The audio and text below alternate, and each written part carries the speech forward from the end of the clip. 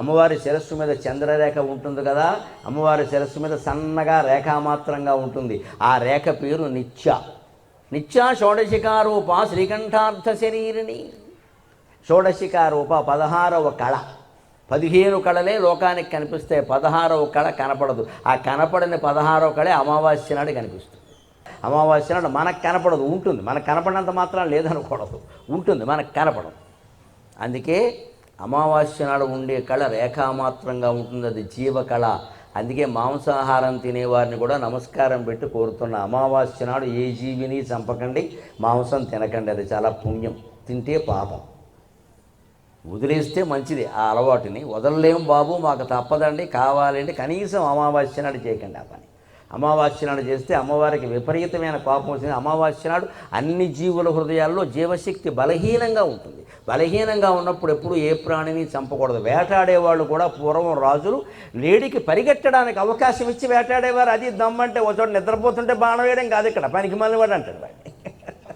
వేటకి నిబంధనలు ఉన్నాయి. నిద్రపోతుంటే బాణం వేయకూడదు, లేడి నీళ్లు తాగుతుంటే బాణం వేయకూడదు, అన్నం తింటుంటే బాణం వేయకూడదు, మరో ఆడలేడితో కలిసి ఉంటే బాణం వేయకూడదు. పాండురాజుకి అందుకే శాపం వచ్చింది. వేటకి నిబంధనలు ఉన్నాయండి. ఆ 2 లేళ్ళు ఆనందంగా ఉన్నాయి. ఆ సమయంలో బాణం వేయకును, వాగో ఓ పావుగంట ఆగు, తర్వాత బయటకు వస్తారు, అప్పుడు చంపుకో కావాలండి.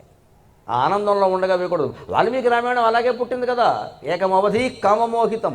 2 క్రౌంచ పక్షులు ఆనందంగా జంటలుగా ఉన్నాయి, ఏవో సరసాలు ఆడుకుంటున్నాయి. అప్పుడు వీడు బాణం వేశాడు, ఒకటి చచ్చింది, వాల్మీకి కోపం వచ్చింది.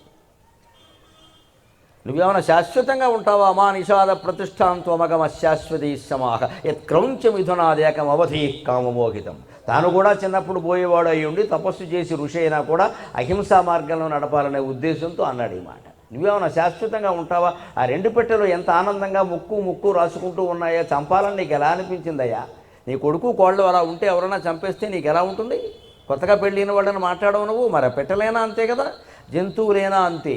జంతు మాంసం తినడానికి మానేస్తే అన్ని విధాలా మంచిది. మానలేం మొర్రో అంటే కొన్ని పద్ధతులు ఉన్నాయి. కొన్ని పుణ్యతిథుల్లో తినకూడదు, శివరాత్రి అప్పుడు పనికిరాదు, సంక్రాంతికి పనికిరాదు, కొన్ని పర్వదినాల్లో పనికిరాదు, పితృకార్యాలు పెట్టేటప్పుడు పనికిరాదు, పెళ్లి రోజుల్లో అసలే పనికిరాదు. పెళ్లిలోనే ఎక్కువ చేసేస్తున్నారు ఇక్కడ, పనికిరాదండి. ఎప్పటికీ కొన్ని కులాల్లో, మాంసం తినే కులాల్లో కూడా పెళ్లినాడు అటువంటి ఆహారం పెట్టరు. నేను చూశాను కొంతమంది, నమస్కారం నా బాబు అనుకున్నారు, పెళ్లినాడు వడ్డించండి వాడు. శుభకార్యాల్లో మాంసం పెట్టరు, కొన్ని కులాల్లో ఉంది ఆచారం. అన్ని కులాల వాళ్ళు నేర్చుకోవాలి, పెళ్లినాడు పెట్టకూడదు.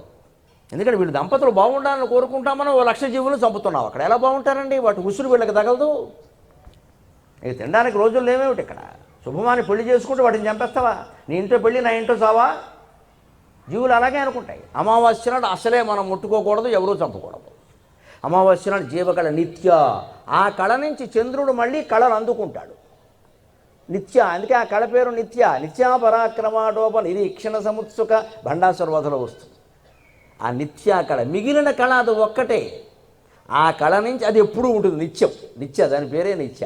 ఆ కళ నుంచి చంద్రుడు కళలు లాక్కుంటాడు, సూర్యుడు కళలు లాక్కుంటాడు, అగ్ని కళలు లాక్కుంటాడు. అందరికీ కళలు ఇచ్చేది అమ్మవారే. అందుకే కామ్య కామ కళారూప కళావతి కళాలాప కాంత కాదంబరి ప్రియ. కళావతి కళాలాప, అన్ని కళలకి ఆవిడే మూలం. చంద్రకళ, సూర్యకళ, అగ్నికళ అన్నీ. ఆవిడ శిరస్సు మీద ఉండే కళ నిత్యా కళ. శేఖరీభూత సీతం సురేఖ అంటే అది.